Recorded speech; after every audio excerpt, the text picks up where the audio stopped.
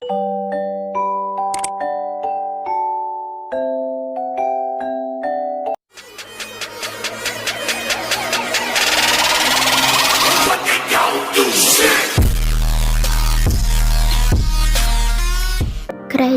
Singosari. Kerajaan Singosari adalah salah satu kerajaan besar di Jawa Timur yang kekuasaannya meliputi wilayah-wilayah di luar Pulau Jawa. Kerajaan Singosari atau Tumapel mempunyai dua versi, yakni versi Negara Kertagama dan versi Pararaton. Menurut Kitab Negara Kertagama, Kerajaan Singosari didirikan oleh Rangga Rajasa Sangkirinata Putra. Berikut adalah silsilah Raja Kerajaan Kediri berdasarkan Kitab Negara Kertagama. 1. Rangga Rajasa Sangkirinata Putra 1222 sampai 1227 Masehi. 2. Anusapati 1227 sampai 1248 Masehi. 3. Wisnuwardana 1248 sampai 1254 Masehi. 4. Kertanegara 1254 sampai 1292 Masehi. Sementara berdasarkan prasasti Kadudu yang memuat silsilah versi Pararaton menyebutkan kalau kerajaan Singosari didirikan oleh Ken Arok. Berikut merupakan silsilah Raja Kerajaan Kediri menurut informasi dari Kitab Pararaton. 1. Ken Arok 1222 sampai 1227 Masehi. 2. Anusapati 1227 sampai 1248 Masehi. 3. Tohjaya 1248 Masehi. 4. Rahgawuni 1248 sampai 1268 Masehi.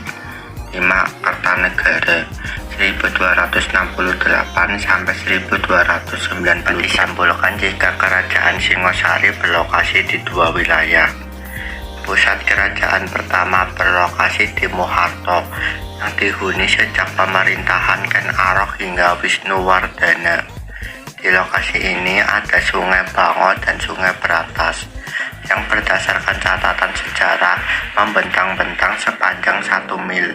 Di tempat tersebut pula ditemukan arca Dwarapala yang jadi simbol penjaga istana kerajaan. Pusat kerajaan yang kedua terletak di timur Jalan Malang, Surabaya. Ada beberapa prasasti penting yang ditemukan. Pertama, Prasasti Mula Malurung. Prasasti ini merupakan piagam pengesahan penganugerahan yang diberikan ke Desa Malurung dan Desa Mula untuk tokoh bernama Pranaraja. Prasasti ini berupa lempengan tembaga yang diterbitkan Kertanegara pada tahun 1255 sebagai Raja Muda di Kediri atas perintah ayahnya Wisnuwardana Raja Singasari. Kedua, Prasasti Singasari.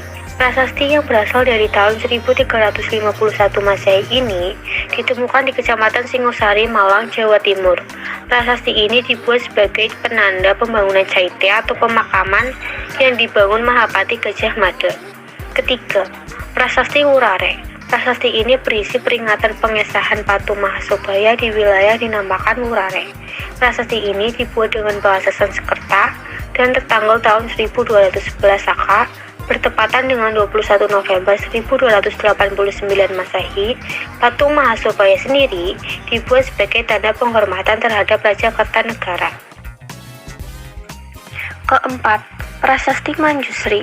Prasasti ini merupakan manuskrip yang dipahatkan pada bagian belakang arca Manjusri yang dibuat dengan huruf aksara Jawa kuno dan bahasa Sanskerta. Awal mulanya, prasasti yang tertanggal 1343 ini ditemukan di reruntuhan Candi Jago dan kini disimpan di Museum Nasional Jakarta. Kelima, Prasasti Kudadu merupakan prasasti peninggalan zaman Majapahit yang berangka tahun 1216 Saka atau 1294 Masehi yang menyebutkan tentang pemberian anugerah Raja Kertarajasa Jayawardana kepada pejabat Desa Kudadu berupa penetapan Desa Kudadu sebagai sima. Keenam, Prasasti Amogapasa. Prasasti Amogapasa adalah prasasti yang tertulis pada bagian belakang stela atau sandaran patung batu yang disebut Paduka Amogapasa sebagaimana disebutkan dalam Prasasti Padang Roko. Pada tahun 1347, Aditya Warman menambah pahatan aksara pada bagian belakang patung tersebut untuk menyatakan bahwa patung ini melambangkan dirinya. Prasasti ini kini disimpan di Museum Nasional Indonesia di Jakarta. Candi Singosari. Candi ini terletak di Kecamatan Singosari, Malang. Dulunya, situs sejarah ini terletak di lembah antara Gunung Arjuna dan Pegunungan Tengger. Menurut informasi dari Prasasti Gajah Mada, bagian depan dari halaman candi ini difungsikan sebagai tempat pendarmaan untuk Raja Kartanegara. Candi Sumberawan. Candi yang lokasinya 6 km saja dari Candi Singosari ini merupakan tempat ibadah umat Buddha.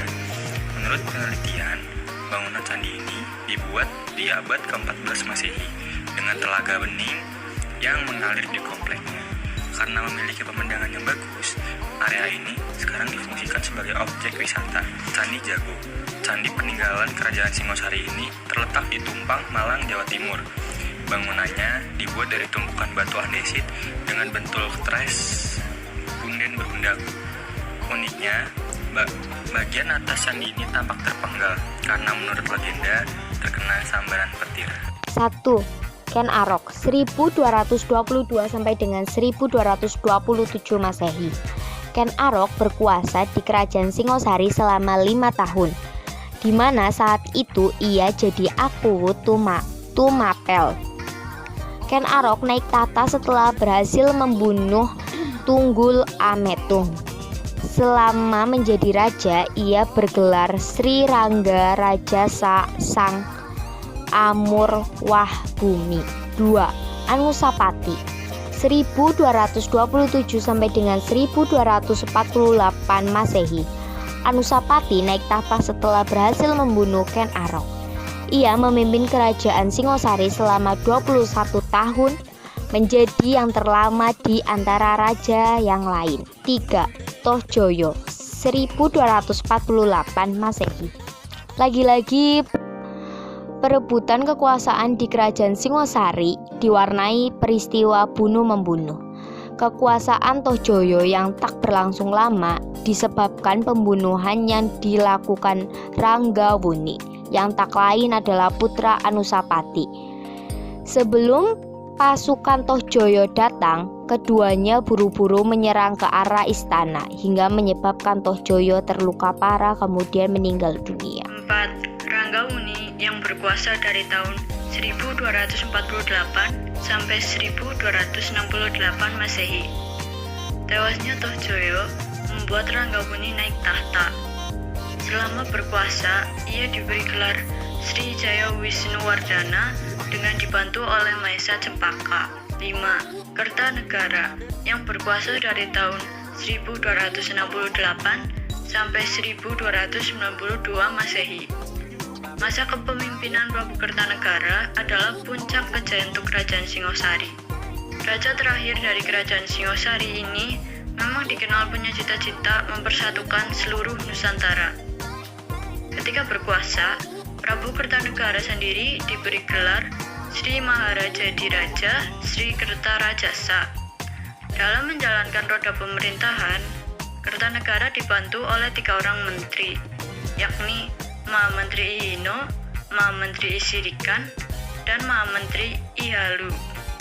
Selama masa kepemimpinannya, banyak dilakukan perluasan wilayah, khususnya keluar Pulau Jawa. Kehidupan politik di Kerajaan Singosari dapat dipelajari berdasarkan kebijaksanaannya, baik dari strategi politik dalam negeri maupun strategi politik luar negerinya. Pada era kepemimpinan Prabu Kartanegara, Kerajaan Singosari sudah mempraktikkan perkawinan politik demi menjaga stabilitas negara. Contohnya adalah negara mengangkat Ardharaja sebagai menantu yang tak lain adalah Raja dari Jayakatwang, Raja Kediri. Kehidupan ekonomi. Besar kemungkinan jika rakyat Singosari banyak yang menggantungkan kelangsungan hidupnya lewat sektor pertanian dan perdagangan. Hal ini bisa dilacak dari posisi Kerajaan Singosari yang berada di lembah Sungai Barats. Analisa tersebut didukung beberapa fakta bahwa Prabu Kartanegara banyak melakukan perluasan wilayah ke area jalur lalu lintas perdagangan di Selat Malaka.